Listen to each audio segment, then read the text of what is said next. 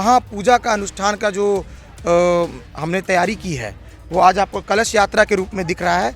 आज प्रथम दिन मैंने कलश यात्रा किया, कल से गुप्त नवरात्रे शुरू हैं और गुप्त नवरात्र में ही माँ के सतचंडी यज्ञ और श्रीमद् भागवत कथा का आयोजन किया गया है। सभी श्रद्धालु हैं, अतिथि तो कोई नहीं है अभी। श्रद्धालु के श्रद्धा के रूप में सभी लोग आएंगे और यहाँ यज्ञशाला की परिक्रमा करेंगे, माँ से अपनी मनोकामना कहेंगे और प्रसाद ग्रहण करेंगे। नमस्कार, आप न्यूज़ 4 नेशन देख रहे हैं। मैं हूं आपके साथ वंदना। सिद्धिदात्री ज्वाला मंदिर की ओर से महासतचंडी यज्ञ कराया जा रहा है और हमारे पीछे जो आप तस्वीर देख रहे होंगे ये कुंड बना हुआ है जहां की आज कलश निकाला गया था इसको लेकर। हालांकि गुप्त नवरात्र को लेकर के जो है यह यज्ञ कराया जा रहा है। आप तस्वीरों के माध्यम से भी देख रहे होंगे कि किस तरह से जो यहाँ की तैयारी है वो आप देख रहे होंगे। और आज इसी को लेकर के अमावस्या के दिन ही कलश यात्रा निकाली गई जहाँ सैकड़ों श्रद्धालु जो है भाग लिए और इस शोभा को जो है वो बढ़ाने का काम किए। और आप ये राजधानी पटना के केदवईपुरी स्थित इलाके में जो है यह महायज्ञ हो रहा है और ये 7 दिनों का ऐसे भागवत का कथा भी होना है। लेकिन उससे पहले माता रानी की आराधना को लेकर जो है मंदिर के जो पुजारी हैं, सिद्धिदात्री ज्वाला मंदिर के जो पुजारी विवेक जी, उनसे बात करेंगे क्या तैयारी है और क्या मनोकामना लेकर जो है महायज्ञ कराया जा रहा है। सबसे पहले तो जय माता दी और न्यूज़ 4 नेशन के सभी दर्शकों को बहुत बहुत बधाई, क्योंकि ये सतचंडी महायज्ञ का महापूजा का अनुष्ठान का जो हमने तैयारी की है वो आज आपको कलश यात्रा के रूप में दिख रहा है। आज प्रथम दिन मैंने कलश यात्रा किया, कल से गुप्त नवरात्रे शुरू हैं और गुप्त नवरात्र में ही माँ के सतचंडी यज्ञ और श्रीमद् भागवत कथा का आयोजन किया गया है। यहाँ कितने श्रद्धालु ने आज कलश यात्रा में भाग लिए और शोभा बढ़ा है?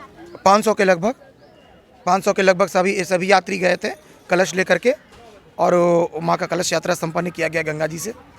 क्या कुछ माता रानी से आप कामना कर रहे हैं कि सर्व कल्याण, विश्व कल्याण के लिए यह यज्ञ है, सबके कल्याण के लिए यह यज्ञ है। अक्सर जो यज्ञ होता है वो देवी भागवत कम होते हैं, भागवत रामायण ये सब को लेकर के लगातार जो है महायज्ञ होते रहते हैं, लेकिन माँ सतचंडी महायज्ञ कराने का मेन उद्देश्य क्या है? एक तो हम भगवती के पुजारी हैं और यज्ञ पूजा की एक प्रकाष्ठा होती है कि जब माँ अति प्रसन्न होती है तो यज्ञ करवाती है। बड़े बड़े देवता ऋषि मुनि सभी लोग यज्ञ किया करते थे, तो हम लोग के भी जीवन में यज्ञ का अपना एक प्रधानता है और यज्ञ होना भी चाहिए। उसके साथ साथ भागवत कथा है।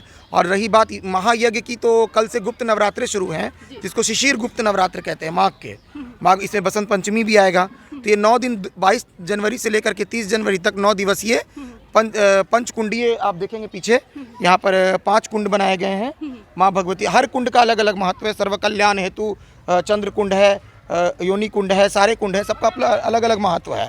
तो उस हिसाब से कल संध्या बेला से भगवती का कल यहाँ पर पालकी से भगवती को माँ की उत्सव प्रतिमा मंदिर से यहाँ लाई जाएगी यज्ञशाला में और उनको वेदी पर स्थापित किया जाएगा। उसके बाद संध्या बेला से पूजन शुरू होगा और परसों से यज्ञ शुरू होगा। एक सवाल अभी है कि ये जो यज्ञ हो रहा है इसमें क्या कितने दिनों का है और क्या क्या कुछ जो है? ये 9 दिवसीय है।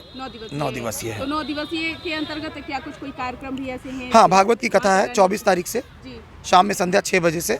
जब भगवती की यहाँ आरती संपन्न होगी तो भागवत की कथा शुरू होगी। मतलब देवी की आराधना के साथ साथ जो है विष्णु भगवान की भी आराधना की जा रही है। कारण ये है कि जब ये माघ नवरात्र है ना, ये द्वापर युग में बहुत प्रसिद्ध था और कृष्ण भगवान इसको किया करते थे। तो एक तरह से इसको नंद उत्सव भी कहा गया है माघ नवरात्र को। तो उसी उपलक्ष्य में सभी कार्यक्रम हो रहे हैं। धर्म के को जगाने के लिए हमारी जो संस्कृति है, हमारे जो परंपरा है, रीति रिवाज है, उससे समाज में एक अच्छी संदेश है, एक अच्छा पहल है। सर्वोपरि हम कहना चाहेंगे कि हमारा सनातन धर्म तो सबसे श्रेष्ठ है, बहुत प्राचीन है। इसकी मतलब इसका ना कोई आदि है ना अंत है। तो इसके बारे में तो हम भी बोलने में सक्षम नहीं है, लेकिन हम चाहेंगे कि ये हिंदुस्तान है और यहाँ की परंपरा है सनातनी की, तो उसको तो जागृत अपने कल्चर को तो लेकर के, अपनी संस्कृति को तो लेकर हर हिंदुस्तानी को चलने का अधिकार है। कौन कौन लोग जो हैं वो आ रहे हैं अतिथि के तौर पे? क्योंकि ये जो महायज्ञ है ये कोई छोटा मोटा नहीं है, बहुत बड़ा है। और सभी श्रद्धालु हैं, अतिथि तो कोई नहीं है अभी। श्रद्धालु के श्रद्धा के रूप में सभी लोग आएंगे और यहाँ यज्ञशाला की परिक्रमा करेंगे, माँ से अपनी मनोकामना कहेंगे और प्रसाद ग्रहण करेंगे। जो भागवत पुराण होना है वो किनके द्वारा किया जाएगा? वो भी वृंदावन से कथावाचक आए उनके द्वारा किया जाएगा।